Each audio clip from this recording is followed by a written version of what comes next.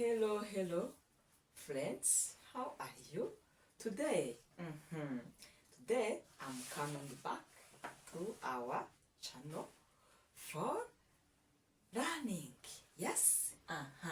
So last time we have studied English, Kinyarwanda, and Kiswahili. So this time it is now English, Kinyarwanda, and French as usual. Thank you so much. Before continuing, let's now do some exercise. Imyitozo. Exercice.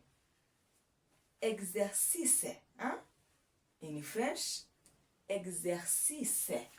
Ici, exercice. Merci. Is your name Peter? Is your name Peter? Can you answer? Yes, my name is Peter. Witwa Peter? Witwa Peter? Yes, gisubizo or answer, yego nitwa Peter. Yego nitwa Peter. In French, tu t'appelles Peter? Yes. Oui, je m'appelle Peter. Oui, je m'appelle Peter. This is now exercise for practice in order to see if you have already got something from there.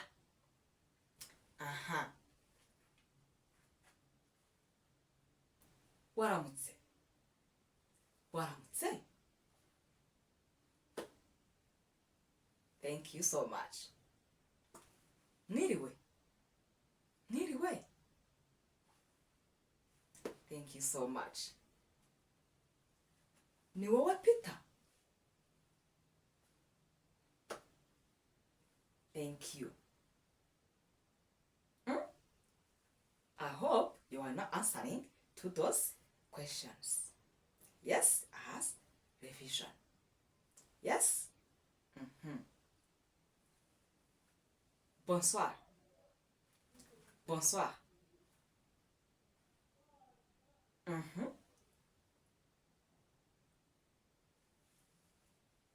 Thank you. Comment t'appelles-tu?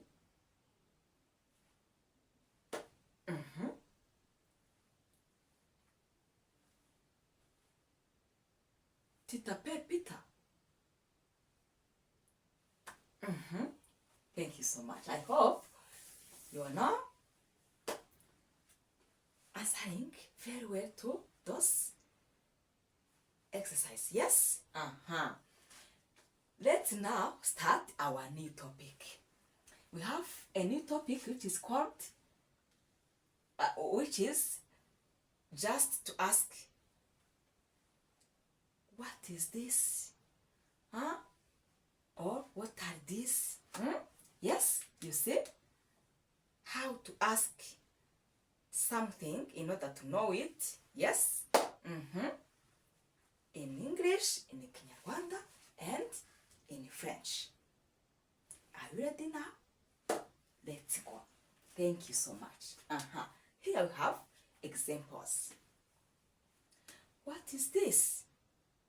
What is this? As you know, here we use this when we have singular noun.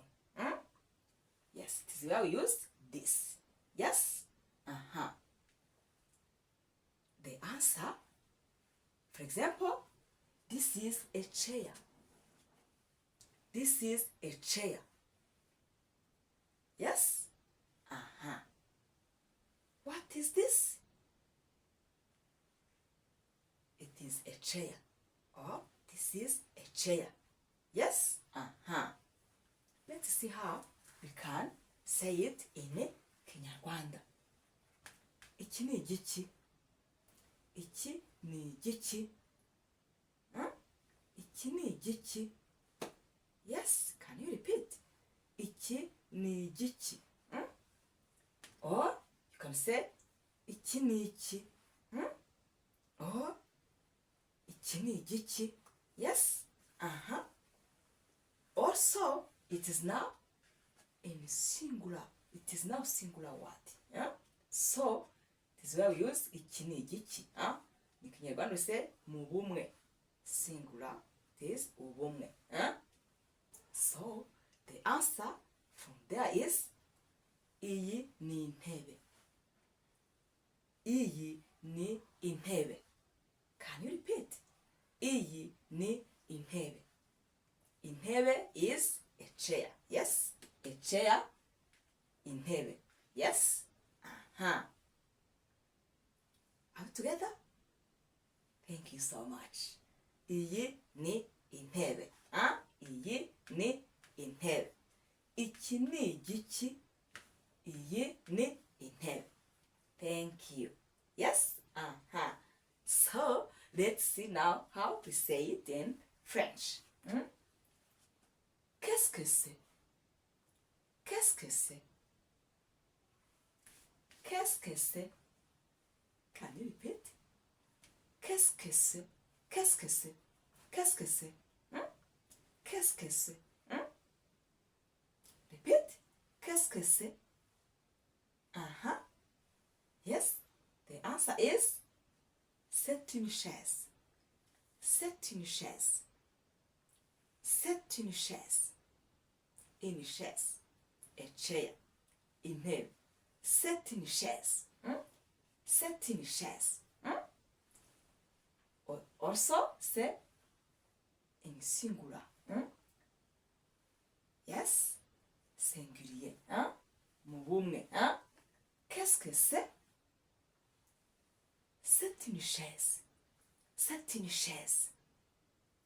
Yes? Thank you so much. So, we are going to see how you can say it in plural. As you know, in English, we say, what are these? What are these? Say, what are these?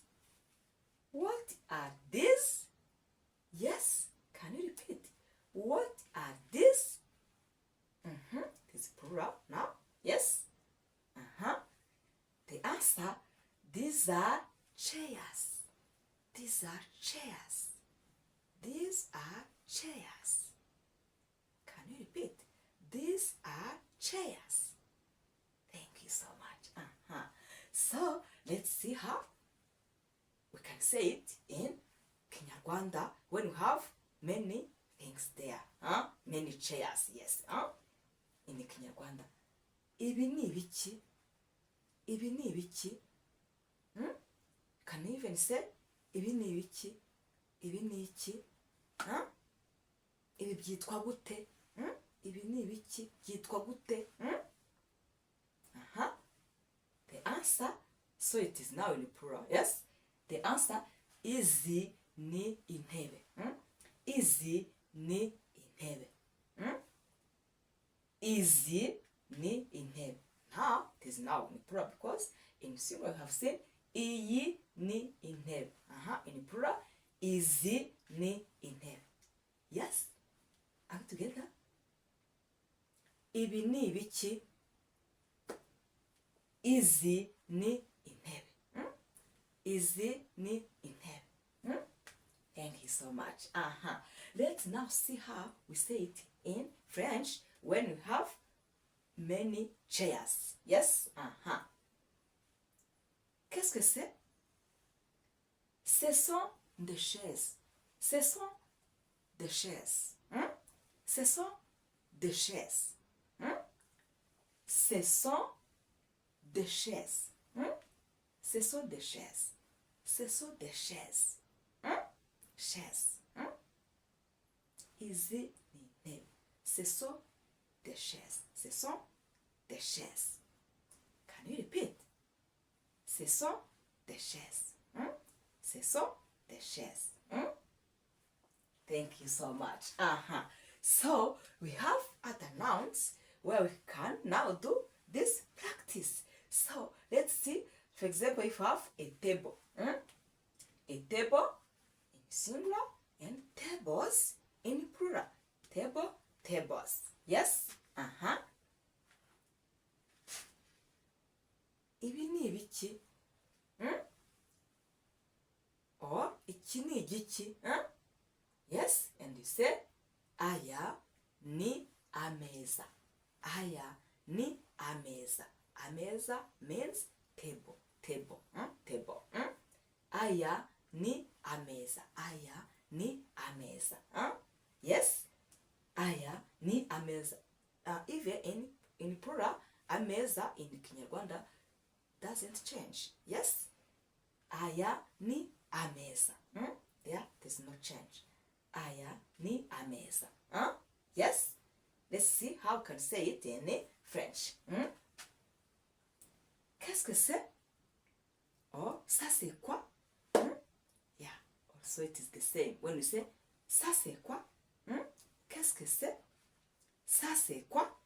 C'est la même chose. It is the same. When I say, c'est la même chose, it means it is the same. It is the same.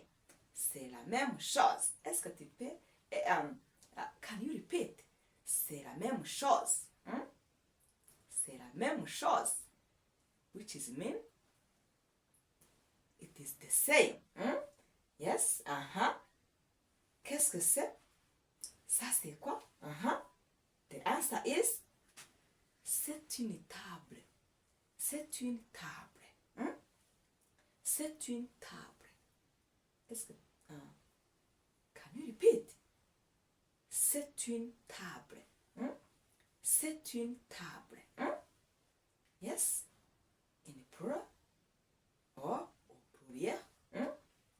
Ce sont des tables. Ce sont des tables. Ce sont des tables. Ce sont des tables. Can you repeat? Ce sont des tables. Thank you so much.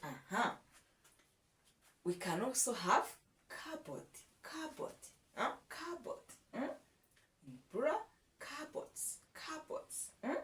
Cupboard, cupboards. Iki ni igiki? Aka ni akabati. Aka ni akabati. In Kinyarwanda, cupboard is akabati. Akabati. Can you repeat? Akabati. Aka ni akabati. In plural, utu ni utubati. Utu ni utubati. Utu ni utubati. Aka ni akabati in singular. Aka ni akabati in plural. Utu ni utubati. Yes? I hope it is very, very clear. Yes? Thank you so much. So, let's see how it is now said in French. Yes? Qu'est-ce que c'est? Or, ça c'est quoi? Ça c'est quoi? Qu'est-ce que c'est? The answer is c'est un tiroir. C'est un tiroir. Est-ce que tu peux répéter? Or, can you repeat? C'est un tiroir. C'est un tiroir. C'est un tiroir. Tiroir. Tiroir. C'est un tiroir. Tiroir. Tiroir. Tiroir. C'est un tiroir. C'est un tiroir. Yes?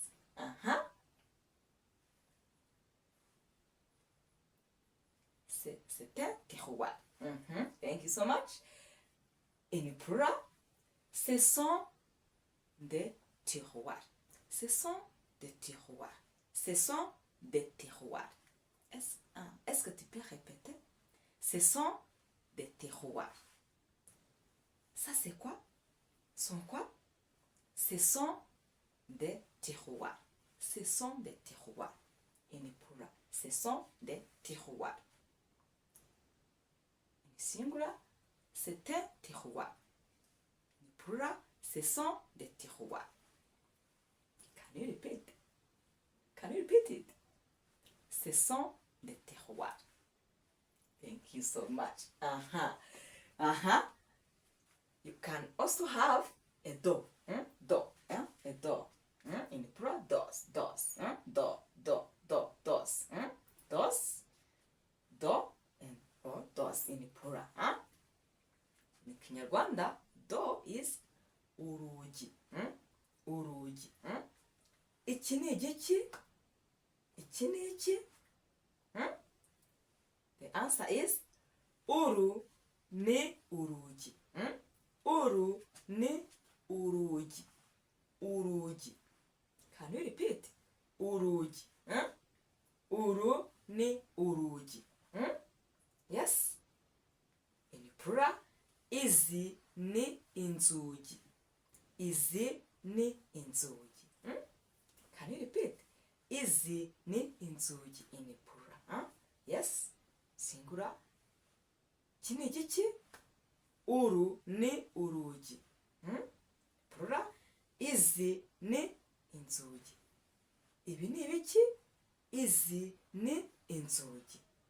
Yes? Let's see now. We can say it. How we can say it in French. Ça c'est quoi? Oh, qu'est-ce que c'est? Ça c'est quoi? C'est une porte. Ça c'est quoi? C'est une porte. Porte, urugi. Et door, urugi. Une porte. C'est une porte. Plural, ce sont des portes. Ce sont des portes. Des portes. C'est ici. Ce sont des portes. Ce sont des portes. Oui? Pardon? ubona ngo uzahera uzahere hano nyuma yuko tuganiriye. Ça c'est quoi? C'est une porte. Porte, urugi. Et door. C'est une porte. In plural, ce sont des portes. Ce sont des portes. Thank you so much. You can also have a window. A window. We know a window. In plural, windows. Windows. Windows. A window, windows in plural. So there are many windows. Yes? Let's see now how we can say it in Kinyarwanda. How we call window in Kinyarwanda. Iki ni igiki? Question. Iki ni igiki? Iri ni idirishya. Iri ni idirishya. Idirishya. Can you repeat? Idirishya. Thank you. Iri ni idirishya. So let's see now how you can say it in plural. Aya ni amadirishya. Amadirishya. Aya ni amadirishya. Thank you so much. In French, c'est une fenêtre. C'est une fenêtre. Tu vois? Oh, you see? C'est une fenêtre. Yes? C'est une fenêtre. Fenêtre. Fenêtre. Can you repeat? Une fenêtre. Une fenêtre. C'est une fenêtre. Thank you so much. In plural, ce sont des fenêtres. Ce sont des fenêtres. Des fenêtres. Idirishya in Kinyarwanda. Et door in English. Fenêtre in French. C'est une fenêtre. C'est une fenêtre. Ce sont des fenêtres. Thank you so much. Let's see now. You can have a book. A book. Or books. Books. Books. You know. Book. Books. Yes. In plural. Yes. Iki ni igiki? Iki ni igitabo. Iki ni igitabo. A book. Igitabo. A book. Igitabo in Kinyarwanda. Ibi ni ibiki? So it is now plural. Ibi ni ibiki? Ibi ni ibitabo. Ibi ni ibitabo. Ibi ni ibitabo. Ibi ni ibitabo. Yes. Thank you so much. Ibi ni ibitabo. Can you repeat? Ibi ni ibitabo. Thank you so much. In French or en français? En français, French, en français. Ça c'est quoi? C'est un livre. Hein? C'est un livre. C'est un livre. Un livre. Un livre. Un livre is a book. Means a book. Un livre. Un livre. Livre. Livre. Can you repeat? Livre. C'est un livre. C'est un livre. C'est un livre. In plural, ce sont des livres. Ce sont des livres. Ce sont des livres. In plural. Ce sont des livres. Yes. These are books. Ce sont des livres. Ibi ni ibitabo. Ce sont des livres. Ce sont des livres. Yes. Thank you so much. The last one, you can have a pen. A pen. Yes, a pen. Yes, or pens. Pens. Pens. Pens. Yes. In Kinyarwanda, kino giki? Iyi ni ikaramu. Iyi ni ikaramu. Ikaramu. A pen. Ikaramu. Iyi ni ikaramu. Yes. In plural, aya ni amakaramu. Ikaramu, amakaramu. In plural, amakaramu. Aya ni amakaramu. Amakaramu. Thank you so much. Let's see now how you can say it in French. Qu'est-ce que c'est? Oh, ça c'est quoi? C'est un stylo. I put big in order to show you that it is a pen, because many times we call it a big, but it's not big in French. The real French, the real term is stylo. Stylo. Stylo. C'est un stylo. C'est un stylo. Stylo. Stylo. Stylo. Stylo. Don't say style. No, it is stylo. Stylo in French. Stylo. C'est un stylo. C'est un stylo. C'est un stylo. Can you repeat? Qu'est-ce que c'est? C'est un stylo. A pen. Stylo. In plural, ce sont des stylos. Ce sont des stylos. Ce sont des stylos. Des stylos. Yes? Can you repeat? Ce sont des stylos. Yes? Attention aquí. Iyo telefone yanjye ifite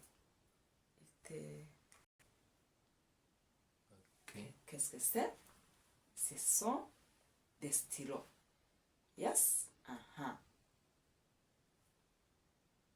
you repeat? Ce sont des stylos. So this is now the end of our lesson today.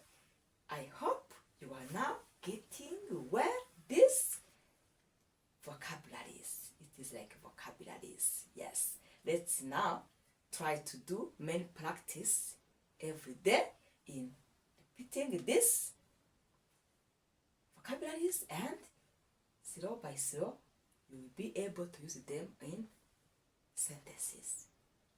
Yes? Are you ready to do this exercise yourself? Thank you so much. This is now the end of our lesson of today. Thank you so much. I